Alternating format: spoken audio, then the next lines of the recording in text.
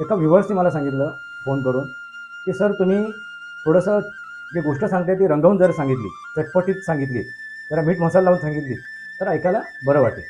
मित्रांनो, ॲक्च्युली मी तुमच्यासमोर वास्तव ठेवतो आहे, शास्त्र ठेवतो आहे, विज्ञान ठेवतो आहे. त्यामुळे मी त्या गोष्टी रंगवून सांगत नव्हतो. पण ठीक आहे, थोडंसं रंगवून सांगितल्यानंतर जरा ऐकायला बरं वाटते, हे मलाही उमजते, मलाही कळते. आज जी मी गोष्ट सांगणार आहे काही दिवसापूर्वी घडलेली. ताकद अशी लागली पाहिजे, दोन्ही हाताने ओढली ती गाठ, दोन्ही हाताने ते दोन टोकं ओढून स्वतःची हत्या करू शकतो. त्याने तिथे बागसुद्धा वसवली होती, ती बाग जळूनसुद्धा गेली.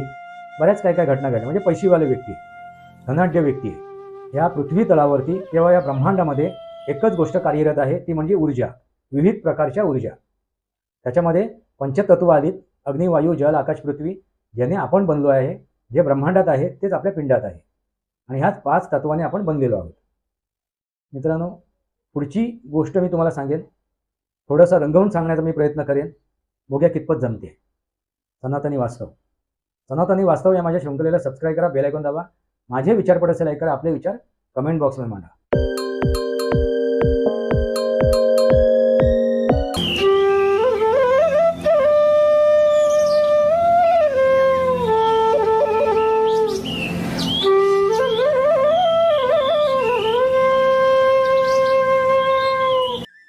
नमस्कार मित्रांनो, वंदे मातरम. सनातनी वास्तव या माझ्या शृंखलेमध्ये पुन्हा एकदा आपलं स्वागत. मी आपला मित्र राजेश वासंती साबाजी केळुसकर. मित्रांनो, आपण चर्चा कशावरती करत होतो तर वास्तुशास्त्र, वास्तुदोष या विषयावरती. एका व्ह्युअर्सने मला सांगितलं फोन करून की सर तुम्ही थोडंसं जी गोष्ट सांगते ती रंगवून जर सांगितली, चटपटीत सांगितली, जरा मीठ मसाला लावून सांगितली तर ऐकायला बरं वाटेल. मित्रांनो, ॲक्च्युली मी तुमच्यासमोर वास्तव ठेवतो आहे, शास्त्र ठेवतो आहे, विज्ञान ठेवतो आहे. त्यामुळे मी त्या गोष्टी रंगवून सांगत नव्हतो. पण ठीक आहे, थोडंसं रंगवून सांगितल्यानंतर जरा ऐकायला बरं वाटते, हे मलाही उमजते, मलाही कळते. आज जी मी गोष्ट सांगणार आहे काही दिवसापूर्वी घडलेली, वास्तुशास्त्रासंदर्भातच, वास्तुदोषाबद्दलच. मित्रांनो, ही गोष्ट सांगताना थोडंसं मी रंगवून सांगण्याचा प्रयत्न करेन. मला त्या गोष्टीची सवय नाही आहे, पण सांगण्याचा प्रयत्न करेन, बघूया मला किती जमते. मित्रांनो, असा एक प्रसंग माझ्या बाबतीत आता घडला आहे. मला कोणी बोलवलं नव्हतं, मला कोणी सांगितलं नव्हतं की बाबा, माझ्याकडे कोणी तक्रारसुद्धा केली नव्हती की बाबा आम्हाला वास्तुशास्त्र बघायचं आहे, वास्तुदोष बघायचं आहे. जवळची व्यक्ती आहे, मी स्वतःहून गेलो, कारण त्या जवळच्या व्यक्तीला मदत करावी अशी मला वाटत होतं. कारण काय असं माहिती आहे मित्रांनो, की आपण म्हणतो की जमीन घेणं किंवा घर बांधणं एक सामान्य मध्यमवर्गीय माणसासाठी एक मोठी गोष्ट असते. तो आयुष्यात परत परत ती गोष्ट करत नाही, एकदाच करतो. एखादी जमीन घेणं किंवा एखादा घर बांधणं, घर विकत घेणं. मला असं वाटलं की आपल्या जवळची व्यक्ती आहे, आपण त्यांना थोडं सावध करूया, समजावून सांगूया वास्तुशास्त्राबद्दल. मित्रांनो, वास्तुशास्त्र म्हटलं ना की आपण ज्योतिषशास्त्र पहिलं बघणं आवश्यक आहे. कारण माणसाचं मन आणि माणसाने घेतलेले निर्णय आणि त्यानंतर आपण वास्तू घेतलेली आहे. एखादी जागा, एखादी जमीन, एखादं घर, एखादं बांधकाम आपण घेतलेलं आहे, ही वास्तू घेतलेली आहे. मग आपली मनाची स्थिती कशी असते त्यावेळेला, त्या स्थितीनुसारच आपण एखादी गोष्ट विकत घेत असतो, परचेस करत असतो किंवा आपण ती गोष्ट मिळवत असतो. त्याचे मग परिणाम आणि दुष्परिणामसुद्धा आपल्याला भोगावे लागतात. तसंच ती जवळची व्यक्ती एक आहे, मी त्याचा उल्लेख करणार नाही कोण आहे ती. तर त्या व्यक्तीने जागा विकत घेतली होती. मला काय कळवलं नव्हतं, मला काय सांगितलं नव्हतं, पण मला कळली ती गोष्ट, पुढची बातमी कळली. आणि मग मी थोडंसं जाणून घ्यायचा प्रयत्न केला. त्यावेळी कळलं की जी जागा घेतली आहे त्याच्यात दोष आहे. मग संधी साधून मी त्या जागेवरती गेलो. मित्रांनो, इथून ती गोष्ट सुरू होती. पण त्या अगोदर थोडासा त्यांचा इतिहाससुद्धा समजून घेणं आवश्यक आहे. त्यांचे जे गावचं घर आहे किंवा गावची जी त्यांची कुटुंबीय आहेत, त्या कुटुंबामध्ये सुद्धा असं काय विचित्र घडलेलं आहे त्यांच्या कुटुंबामध्ये, ते सुद्धा समजून घेणं आवश्यक आहे. मित्रांनो, त्या कुटुंबामध्ये असं काय अकाली मृत्यू घडलेले आहेत आणि एखादा नव्हे तर बरेच असे अकाली मृत्यू घडलेले आहेत. आता मी ते सविस्तर मांडणार नाही. बरेच जण, आता नुकतंच एका महिलेने, त्यांच्या घरातल्या कुटुंबातील महिलेने स्वतःचा गळा आवळून काय केलं, तिने स्वतःची हत्या केली, आत्महत्या केली. आता स्वतःचा गळा आवळू शकतो का पहिला हा प्रश्न मी तुमच्यासमोर मांडतोय. भले रशी असो किंवा एखादा कपडा असो, तो असा आवळून, गळ्याभोवती आवळून स्वतःचा गळा घोटू शकत नाही कोण. कारण एका क्षणाला ती व्यक्ती, आत्महत्या करणारी व्यक्ती, स्वतःची हत्या करणारी व्यक्ती सावध होते, जागृत होते की आपण काय करतोय. शेवटी प्रत्येकाला मरणाची भीती असते. एखाद्याने जर स्वतःला लटकवलं फासावरती, तरी सुद्धा तो एका क्षणाला स्वतःला वाचवण्याचा प्रयत्न करतो. एक सायकोलॉजी आहे. आणि मी ते क्राईम ब्रांचमध्ये असताना त्या गोष्टी ऐकलेल्या आहेत, बघितले आहेत, समजले आहेत, उमजले आहेत. माणूस एका क्षणाला स्वतःचा जीव वाचवण्याचा प्रयत्न करतो, जरी तो आत्महत्या करत असला तरी, स्वतःची हत्या करत असला तरी. मग मला तो प्रश्न पडला, सायकोलॉजीच्या हिशोबाने, मानसिकतेच्या हिशोबाने त्याने ती आत्महत्या कशी केली असेल. मित्रांनो, त्याच्या मागे सुद्धा अनेक कारणं आहेत. त्याच्यावरती मी काय सविस्तर तुम्हाला काही गोष्टी लक्षात आणून देतो की ज्या क्षणी त्याने स्वतःचा गळा आवळला आणि स्वतःच्या गळा आवळून त्याने आत्महत्या केली असं म्हटलं जाते, तर त्यावेळेला तो स्वतःच्या मनाने तो कार्यरत नसणार. त्याच्यावरती काहीतरी गोष्ट हावी झालेली असणार.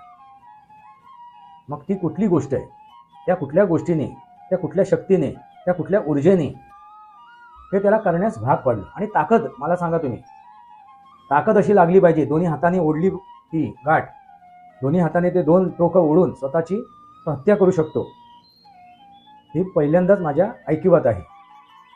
मग मला एक सांगा, असे काही प्रसंग आहेत, अकाली मृत्यू आहेत, हे सगळं बघितल्यानंतर त्यांच्या घरातच आणखीन त्यांचे जवळचे 2 व्यक्ती, म्हणजे त्यांचे सासू सासरे, हे सुद्धा, त्यांचा सुद्धा अकाली मृत्यू झालेला आहे. असे अनेक प्रसंग आहेत त्यांच्या घरात, जो काही इतिहास त्यांच्या वडिलांनी मला सांगितलेला. ज्या काय घटना त्यांनी आपल्या वडिलांनी त्यांच्या सांगितलेल्या, ते सुद्धा ह्या गोष्टीवरती विश्वास ठेवत होते. ते अनेक पुस्तकं वाचत होते, तांत्रिक मांत्रिकाच्या गोष्टी ते वाचत होते. आणि त्याच्यावरती बऱ्याच वेळा त्यांनी माझ्याशी चर्चा केली होती. मित्रांनो, ह्या सर्व गोष्टी ऐकल्यानंतर, समजल्यानंतर, उमजल्यानंतर मी त्या जवळच्या व्यक्तीला सावध करण्याचा प्रयत्न केला. पण काय म्हणतात, विनाशकाले विपरीत बुद्धी. कुठेतरी ती व्यक्ती माझ्यावरती नाराज आहे. आता नाराजीचं कारण काय आहे हे त्या व्यक्तीलाच माहिती. पण आपली जवळची व्यक्ती आहे म्हणून मी तिला सावध करायला गेलो की आधीच काय आहे, हे आधीच आयुष्यात अनेक अडचणी आहेत, अनेक प्रसंग येऊन गेलेले आहेत. म्हणजे आधी काय म्हणतात ना, त्याला आगीतून उठून फोपट्यात पडायचं, ही अवस्था आपण जाणून बुजून का निर्माण करायची. म्हणून मी त्यांना सावध करायला गेलो आणि एक निमित्त साधून त्यांच्या त्या प्रॉपर्टीवरती, जागेवरती गेलो. त्यावेळी त्या गोष्टी माझ्या निदर्शनात आल्या, ज्या जाण्यापूर्वी माझ्या निदर्शनात आल्या होत्या. मित्रांनो, आम्ही त्यांच्या त्या जागेवरती, त्यांनी जी जमीन घेतली आहे, प्रॉपर्टी घेतली आहे, त्या जागेवरती आम्ही गेलो. गेल्यानंतर लगेचच मला ती गोष्ट निदर्शनात आली. ती जी जागा आहे, ती जी प्रॉपर्टी आहे, त्या प्रॉपर्टीमध्ये त्यांनी एक तुकडा घेतलेला आहे त्या जमिनीमधला. म्हणजे ज्यांनी त्या जागा विकल्या त्याने असे तुकडे करून ती जागा विकलेली. लक्षात आलं का? वेगवेगळ्या ग्राहकांना, वेगवेगळ्या गिरायकांना त्या जागा त्यांनी तुकडे करून विकलेली आहे. त्याच तुकड्यामधील एक तुकडा. यावेळी मी त्या जागेवरती गेलो, त्यांनी दाखवलं, हा फेन्सिंग आम्ही लावलेला आहे, हा फेन्सिंग बघा. मी बघितलं. त्या फेन्सिंगच्या आतमध्ये जाण्यापूर्वीच मला काही निदर्शनात आलं, काही दिसलं, काही उमजलं, काही समजलं. तर 4 ते 5 नकारात्मक ज्या एनर्जी आहेत, ज्या ऊर्जा तिथे वावरताना दिसल्या. आणि महत्त्वाची गोष्ट काय दिसली की देवचार, ज्याच्यावरती मी अगोदर चर्चा केलेली आहे. तर ती प्रॉपर्टी जी आहे, ती जी जागा आहे, तर तुकड्यापुरतं म्हणत नाही मी, ते एंटायर प्रॉपर्टी, ती संपूर्ण जागा, त्या जागेत तो वावरतोय. ही एका कोण्या मालकाची होती. त्या मालकाकडून आणखीन कोणीतरी विकत घेतली आणि ती विकत घेतल्यानंतर त्यांनी ती ह्या 10-12 जणांना ती तुकड्यामध्ये विकलेली. पण जो देवचार आहे, त्या जागेचा रखवालदार आहे, त्यांनी ती गोष्ट अजून स्वीकारलेली नाही, मान्य केलेली नाही. ती ते तुकड्यामध्ये विविध विचाराच्या, विविध काय म्हणतात त्याला आपण, स्वभावाच्या लोकांना ती विकली जाणार आणि तिथे विविध प्रकारे तिथे वावरलं जाणार, हे त्याला मान्य नाही आहे. आणि ते मला समजलं, उमजलं.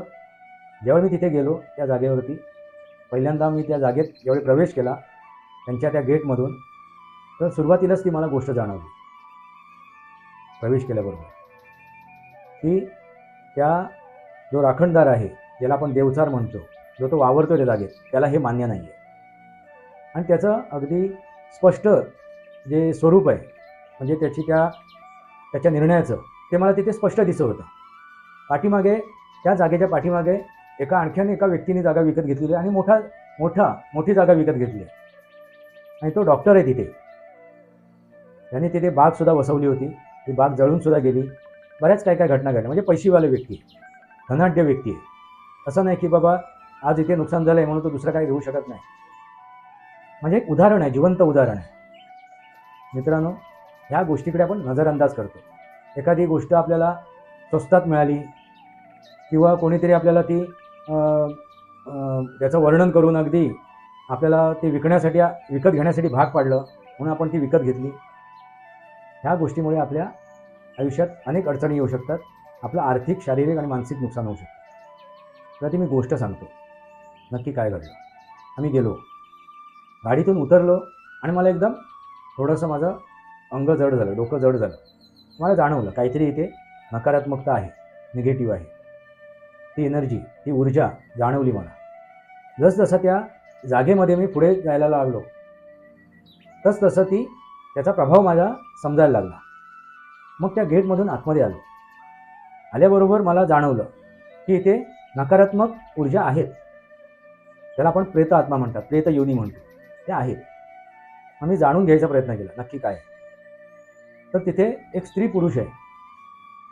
एक स्त्री पुरुष त्या जागेत वावरताना दिसला, ज्याचा मृत्यू त्या जागेत, म्हणजे त्या जागेत नव्हे तर एंटायर कुठल्या तरी एका ठिकाणी झालेला आहे. त्याची हत्या झालेली आहे आणि ते मला जाणवलं. तो तिथे वावरतोय, त्याचं ते आता स्थान आहे, तो वावरतोय तिथे. मग मी त्यांच्याशी संवाद साधण्याचा प्रयत्न केला. आता माझ्यासोबत असलेले, ज्यांच्यासोबत मी गेलो होतो, ज्यांनी जागा विकत घेतली, त्यांना या गोष्टी लक्षात आल्या नसतील. मला काय बोलायचं आहे, मला कसा संवाद साधायचा आहे, मी माझ्या परीने ते साधत होतो. संवाद साधायला सुरुवात केली. त्यावेळी एक गोष्ट लक्षात आली की त्यांना तिथून जायचं नाही आहे, त्यांना ती जागा सोडायची नाही. मित्रांनो, इथे प्रश्न काय निर्माण होतोय की समोरून मला त्यांनी घेऊन गेले नव्हते वास्तुदोष किंवा वास्तुशास्त्र बघण्यासाठी.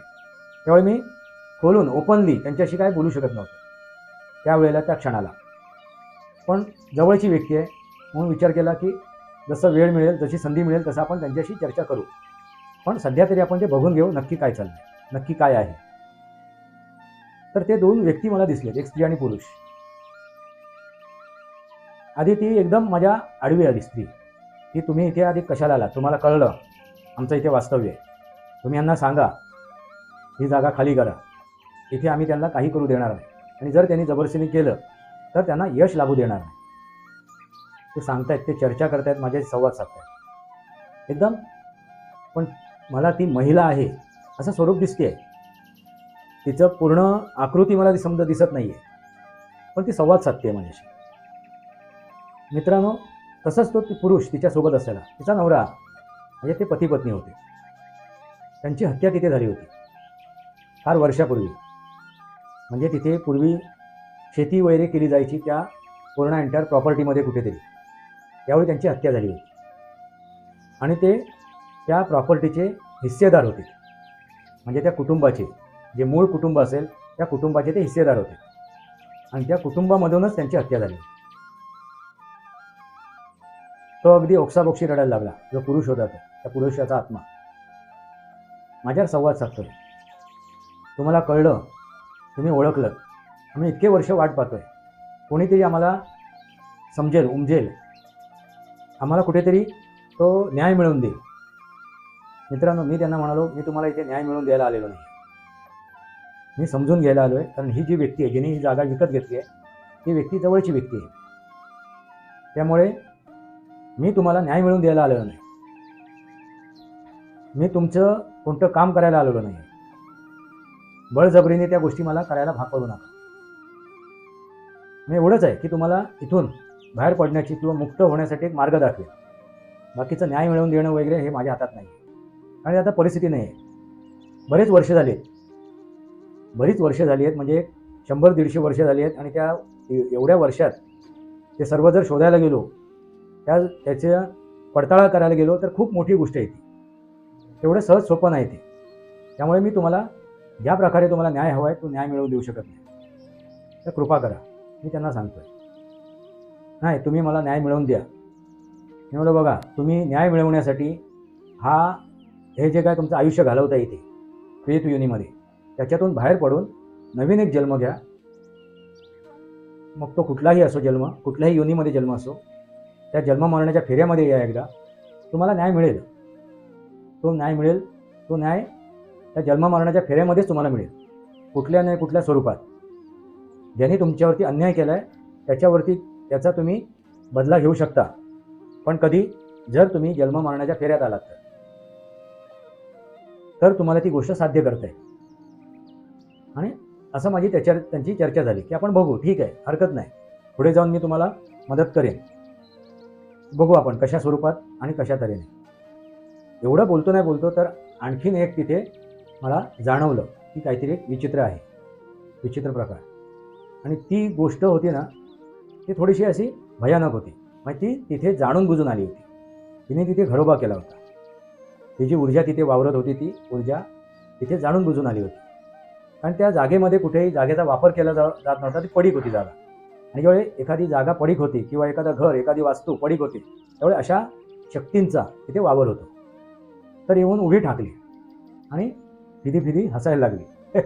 हो हो हो हो, असं विचित्र हास्य. मी ते बघत होतो. मी अगदी नॉर्मल होतो. त्यामुळे आजूबाजूचे माझ्यासोबत जे होते त्यांना त्या गोष्टीची कुठेही जाणीव झाली नाही आणि जाणीव होऊ दिली नाही. मी अगदी नॉर्मल तिथे फिरत होतो, नॉर्मल बघत होतो आणि त्यांच्याशी संवाद साधत होतो. मित्रांनो, ती एवढी जेरीस आली होती आणि एवढ्या अगदी ह्याने सांगत होती की ह्यांचा दोघांचा सोडून द्या, आम्ही नाही इथून जाणार आणि आम्हाला तुमच्याकडून मुक्ती काय नको, आम्हाला ह्या प्रेतयोनीतून आम्हाला जायचं नाही, आम्हाला मजा वाटते. असेच कोणतरी आम्ही धरतो, असेच आम्ही कोणाचे जे आयुष्यात दखलंदाजी करतो आणि त्यांची मजा घेतो. म्हणजे त्यांना त्याच्यात गंमत वाटत होती. एखाद्या व्यक्तीला, एखाद्या गोष्टीला त्रास देण्याची ते आम्ही संधी साधतो आणि मग दखलंदाजी करतो त्याच्या आयुष्यात. मित्रांनो, जसं आपण म्हणतो एखाद्या अवेळेला आपण गेलो किंवा त्या वेळेला गेलो की एखादी ऊर्जा आपल्यावरती ताबा मिळवते, म्हणजे आपण म्हणतो झपाटतं, साध्या सोप्या भाषेत. तशी हे संधी शोधत असतात. यांची जी मनोवृत्ती आहे ना, फक्त मनुष्य प्राण्यामध्येच मनोवृत्ती नाही किंवा इतर प्राण्यामध्येच ती मनोवृत्ती नाही, प्रेत योनीमध्ये सुद्धा ती मनोवृत्ती आहे. वाईट विचारांची, वाईट गोष्टीचा हे करण्याचं, वाईट मार्गाने आपलं आयुष्य सुखमय करण्याचं, आनंदी करण्याचं त्यांना एक वेगळीच मजा वाटत असते. तशी ती ऊर्जा मला जाणवली. म्हटलं ठीक आहे, चल, मला त्रास देऊन दाखव, मला त्रास देऊन दाखव ना तू, चल, आव्हान मी केलं ते, ये चल, तू मला त्रास दाखव, माझ्यात प्रवेश कर, मला झपाट, असं मी त्याला आव्हान केलं. आणि त्याला बरोबर घेतलं मी. लक्षात आलं का? ये चल, बघूया किती दम आहे तुझ्यात. आणि तिथूनच मग काही गोष्टीला सुरुवात झाली. मित्रांनो, झपाटणं होते किंवा एखादी ऊर्जा आपल्यावरती हावी होते, ती आपल्या शरीरात प्रवेश नाही करत, तर ती आपल्या ह्या 5 जे आपले तत्व आहेत, अग्नी, वायू, जल, आकाश, पृथ्वी, या आकाश तत्वामध्ये प्रवेश करते. जी आपला आभामंडल असते, त्या आभामंडलामध्ये ती प्रवेश करते. ती आली, प्रवेश केला तिने, अगदी काही अंशी प्रवेश केला. मी त्याला आव्हान करून त्याला मी स्वतःहूनच प्रवेश दिला. त्याला वाटलं असेल मी प्रवेश केला, मी स्वतःहून प्रवेश दिला. त्यानंतर आणखीन 2 ऊर्जा मला तिथे दिसल्या, म्हणजे एकूण 5 होत्या. त्या 2 सुद्धा होत्या, त्या ह्याच्यासोबत अगदी खट्याळपणा करत होत्या. त्याच्यासोबत ते पण गंमत बघत होते, म्हणजे त्याचे साथीदार. त्यांना सुद्धा गंमत वाटली, त्यांना सुद्धा मजा वाटली. ते सुद्धा फिरी हसायला लागले. हो हो हो, हा, फिरी हसतायत, माझ्या कानावर ते शब्द पडतायत, मला ते जाणवते. मी त्याच्याशी चर्चा करत होतो, त्याच्याशी संवाद साधले. बाबा, काय तुमचं काय म्हणणं आहे आता? त्यांच्यासोबत जे होते 2, त्यांना विचार, तुमचं काय म्हणणं आहे? आम्हाला पण मजा वाटते, हे आमचे मोरके आहेत, यांच्यासोबत आम्ही सगळ्या गोष्टी करतो, मजा वाटते आम्हाला. 2-3 जागा आहेत आमच्या, त्या जागेवरती आम्ही त्या वेळेला जर एखादी व्यक्ती आली तर त्याच्यावरती आम्ही हावी होतो. आणि असे 2-3 वेळा आम्ही ते प्रकार केलेले.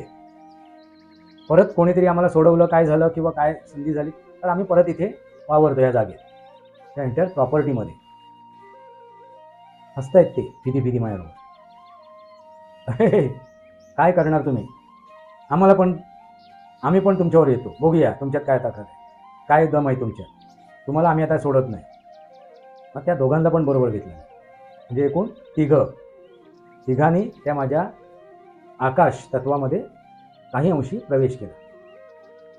मित्रांनो, त्या क्षणीच मला थोडा त्रास होत होता. आणि ज्यावेळी एखादी एक ऊर्जा आहे आपल्यामध्येच, स्वाभाविक ऊर्जा आहे, जी स्वतःची ऊर्जा आहे, त्याच्याबरोबर आणखीन एखादी ऊर्जा जर आपल्याबरोबर सोबत आली, त्या आपल्या आभामंडलात आली, तर आपल्याला त्रास होणारच, साहजिक होणार.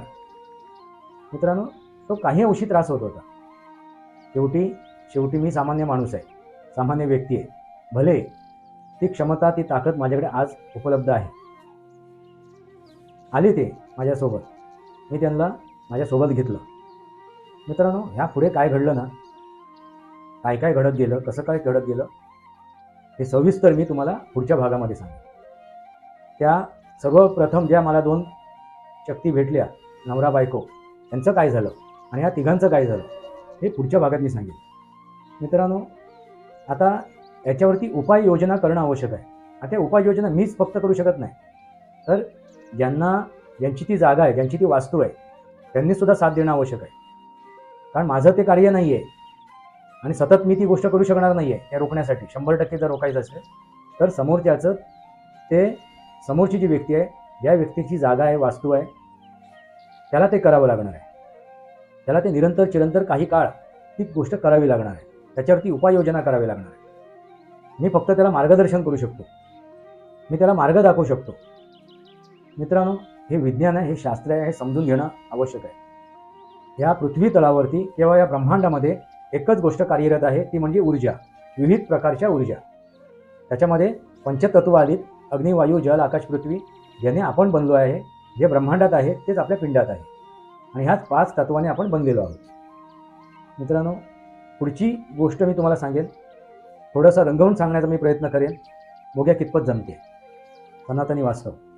सनातनी वास्तव या माझ्या शृंखलेला सबस्क्राईब करा, बेल आयकॉन दाबा.